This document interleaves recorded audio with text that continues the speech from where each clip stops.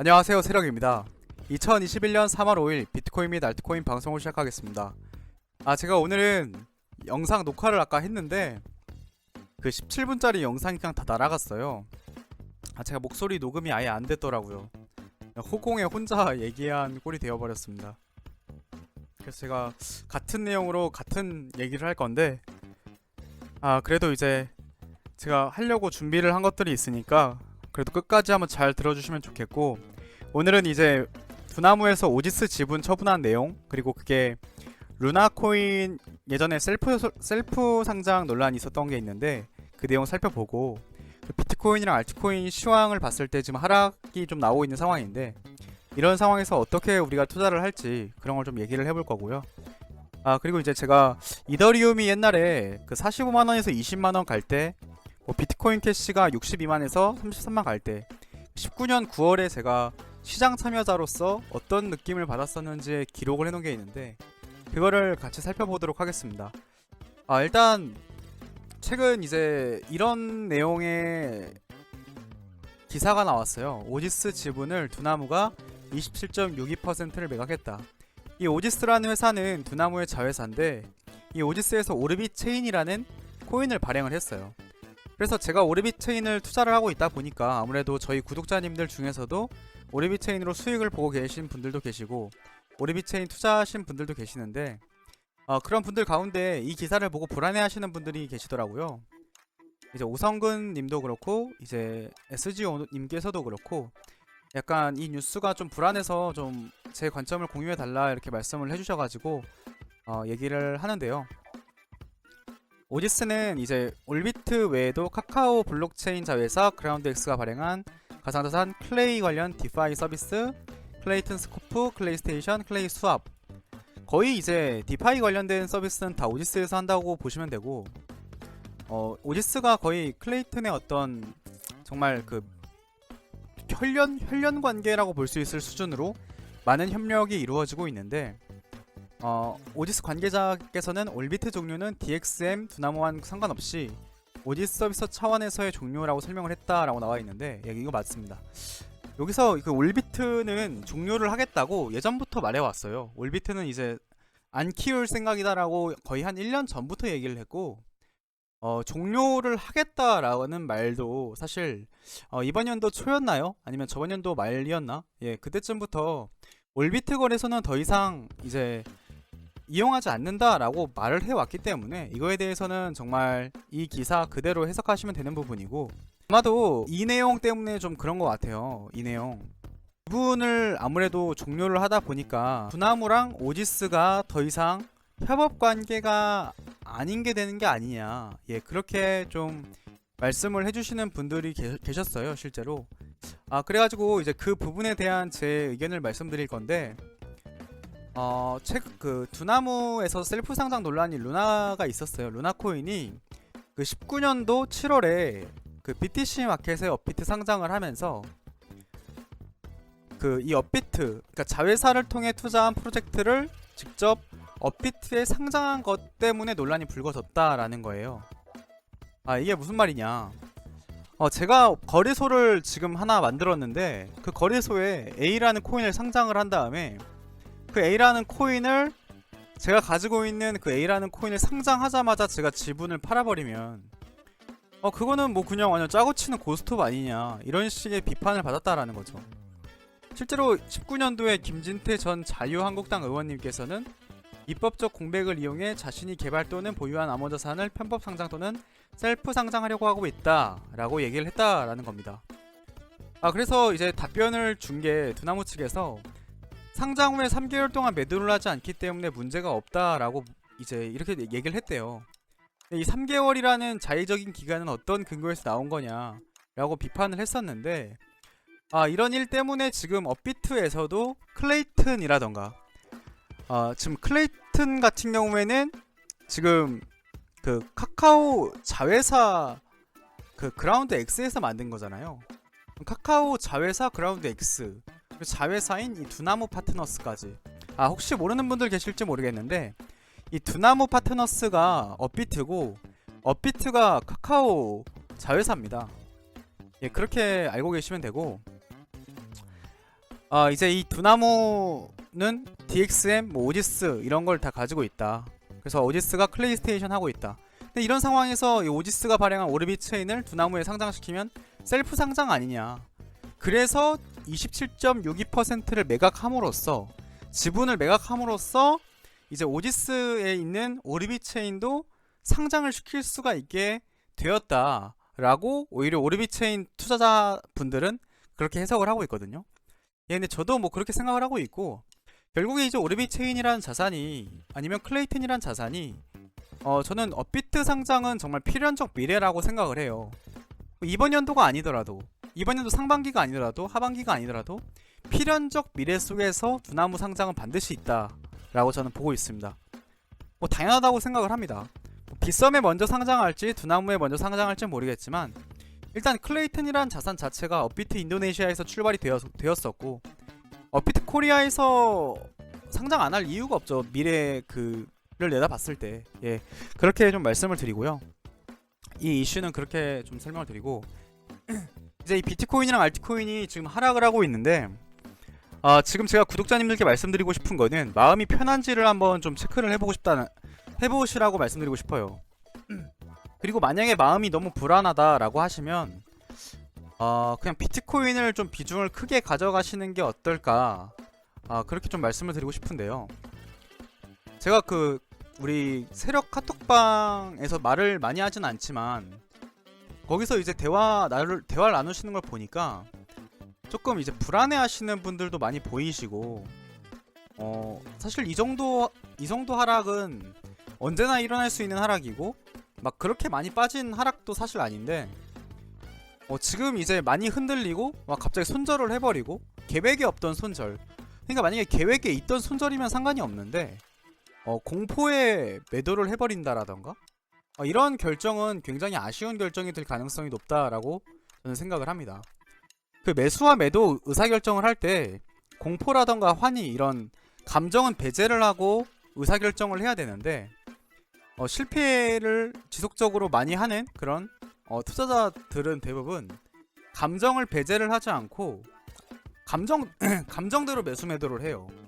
그러니까 감으로 매수 매도를 한답시고 감정대로 매수 매도를 한다는 거예요. 뭔가 올라갈 것 같으면 매수하고 떨어질 것 같으면 매도하고. 근데 그게 사실 공포와 환희가 반복되는 상황에서 매수 매도를 하다 보면은 이런 일이 발생을 하거든요. 왜 내가 팔 때마다 오르지? 왜 내가 살 때마다 떨어지지? 그게 그 감대로 매수 매도, 즉 감정대로 매수 매도해서 그러는데요. 그 사람들이 좀 이상하게 그 환희, 진짜 이거 들어가야겠다, 지금 안 타면 떨어진다 라는 그 찰나가 고점인 경우가 사실 너무 많습니다. 신기하게도 그런 순간에 거래량이 터지고, 그 거래량이 터질 때 물리는 사람들이 제일 많다라는 거죠. 실제로 이거는 그냥 차트 어떤 거래량만 봐도 충분히 나와 있는 부분이니까 믿어 의심치 않으셔도 되고, 제가 왜 비트코인을 투자를 하는 게 낫다라고 말씀을 드리냐면은, 일단 비트코인이란 자산이 많이 올라가는 자산이거든요. 그러니까 어떤 분들은 비트코인이 별로 안 올라가고 알트코인만 많이 올라간다라고 생각하는 분들도 계시는데, 사실은 비트코인도 진짜 잘 올라가는 자산이에요. 이 비트코인을 BTC 마켓에서 알트코인이랑 비교했을 때 현재 메이저 코인 중에서 비트코인을 압도하는 수익률을 가지고 있는 거는 뭐 체인링크, 에이다, 뭐 시가총액 10이 밖에 있다가 10이 안으로 들어온 코인들 말고는 딱히 이제 없거든요. 이제 이더리움이랑 비트코인을 비교를 해도 사실 비트코인이 그 수익률 면에서 거의 뭐 비슷하거나, 이더리움이 더 많이 올라갔겠네요. 이더리움이랑 비교를 하면.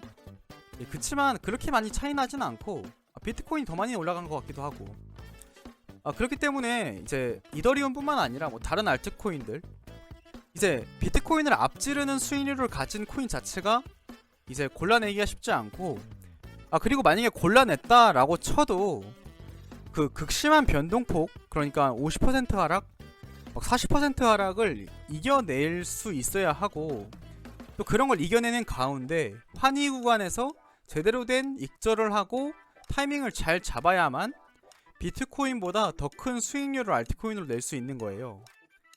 그러니까 알트코인으로 비트코인보다 더 큰 수익률을 낸다는 거는 정말 어렵습니다. 일반 투자자들이 알트코인으로 비트코인을 그냥 존버해서 가져갈 때와 비교를 했을 때 더 큰 수익을 내기가 쉽지가 않아요, 진짜로. 만약에 이게 쉽다라고 하시는 분들은 댓글로 그 비법을 다른 분들께 공유를 해주셨으면 좋겠습니다. 이게 단기적으로는 그게 뭐 좋은 순간이 있을 수는 있는데 장기적으로 끌고 가는 과정 속에서는 결코 쉽지 않다. 그렇게 좀 말씀을 드리고 싶고, 최근에 이제 디파이 코인이라던가 NFT 코인, 최근엔 NFT 코인이 많이 이제 올랐죠.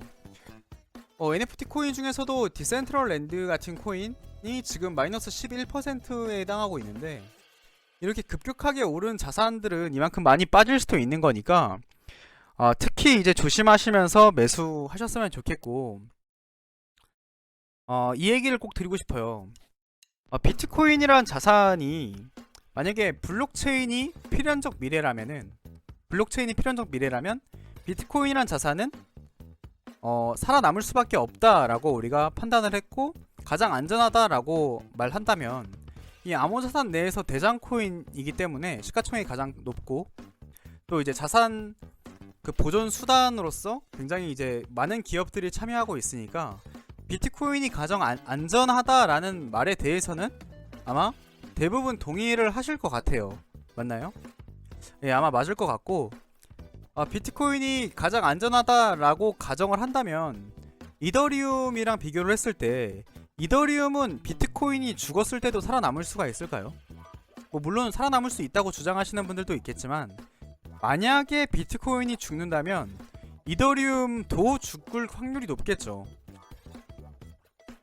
제가 여기서 하고 싶은 말이 뭐냐면, 이렇게 전제가 하나씩 깔리면 깔릴수록 더 불안전한 거거든요. 그러면 이더리움을 기반으로 만들어진, 이더리움 위에서 만들어진 코인들은 이더리움이 만약에 죽어버린다면 그 코인들은 생존할 수 있을까요? 생존하지 못하겠죠. 이더리움이 생존한다는 전제가 깔려야만 그 코인들은 살아남을 수 있겠죠.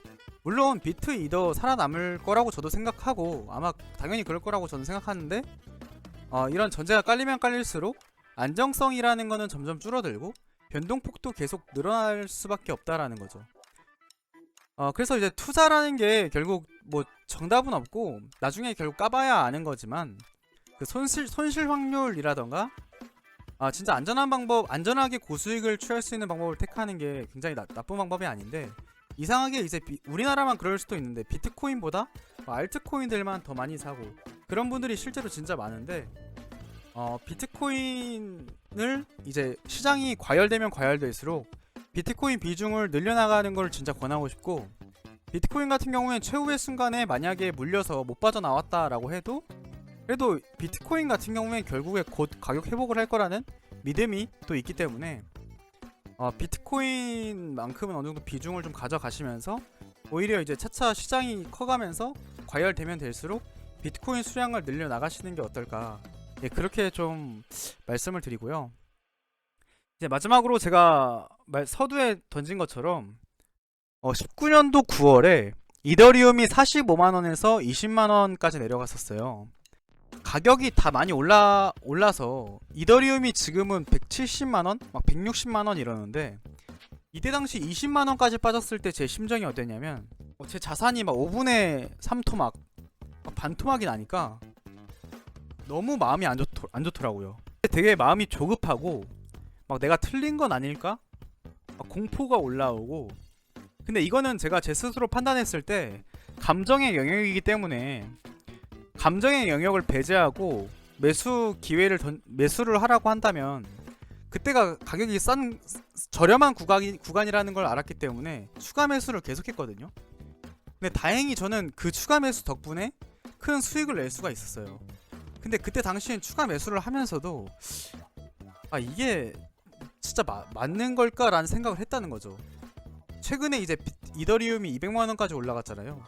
근데 저는 이때 당시에 막 40만원, 30만원, 20만원 할 때 지금 상황에서 그때를 보면 진짜 너무 저렴한데, 지금은 돈 주면 그때 가서 사라고 하면 전부 다 사겠죠. 100이면 100.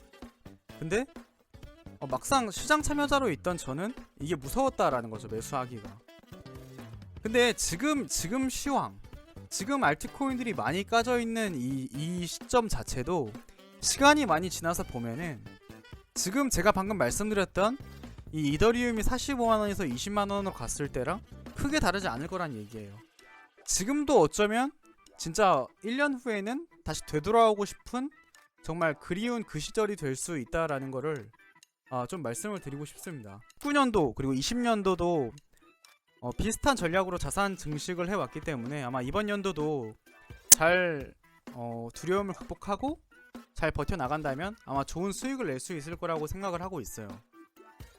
저는 이제 지금 막 투자를 시작하신 분들, 기존에 투자를 해오신 분들도 많이 계시겠지만 진짜 이번 연도만큼은 정말 기존에 많이 수익을 못 내셨더라도 차분하게 진짜 어떤 방법이 가장 좋은 방법일지 고민 많이 해보시고 과연 트레이딩 샀다 팔았다 하는 것보다 가만히 놔두는 게 더 수익이 좋을지 뭐 이런 부분들도 잘 고민해 보신 다음에 의사결정하셨으면 좋겠습니다. 예, 오늘 방송은 여기까지 하도록 하겠습니다. 제 방송을 2번 하려고 하니까 되게 목이 좀 아프네요. 힘내라고 구독과 좋아요, 알림 설정 그리고 댓글까지 남겨주시면 너무나 좋을 것 같고요. 오늘 방송 마치겠습니다. 감사합니다.